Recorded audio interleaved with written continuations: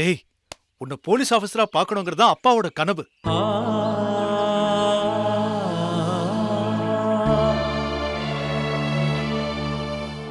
நான் இல்லைன்னு சொல்லியேனே. அவருடைய கனவுன்றதுக்காக மனசுக்கு பிடிக்காம எத்தனை நாள் இந்த வேலையை பார்க்க சொல்றேன். கிடைச்ச வேலையை பார்க்கறத விட மனசுக்கு பிடிச்ச வேலையை பார்க்கறதா நல்லதுன்னு நீதானே அடிக்கடி சொல்லு. டேய், நீ 1000 சொன்னாலும் என்னால ஒத்துக்க முடியாதுடா. நான் என்ன சொன்னாலும் உன் நல்லதுக்கு தான் சொல்லுவேன். உன் கூட ட்ரைனிங்ல இருந்தானே பாலாஜி, அவன் இப்பதான் எனக்கு ஃபோன் பண்ணான். நீ கொடுத்த ரெசிக்னேஷன் லெட்டர் இன்னும் டிசியோட டேபிள்ல தான் இருக்கான். நீ அவரை போய் பார்த்து சாரி கேட்டு வேலையில ஜாயின் பண்ணிடுறா. டேய், டிசி கூட பாலாஜி கிட்ட சண்முகம் மாதிரி ஒரு சின்சியர் ஆபீசர் டிபார்ட்மெண்ட்கே கிடைக்க மாட்டான்னு சொல்லிருக்காரு.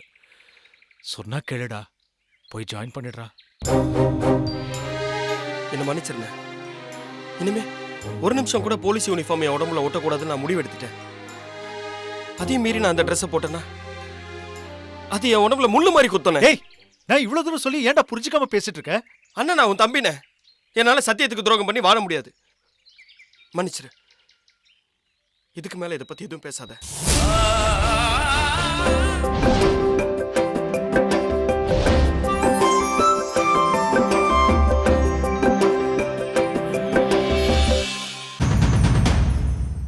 Catch us on TV, Thandivan app, thandivan.com and YouTube.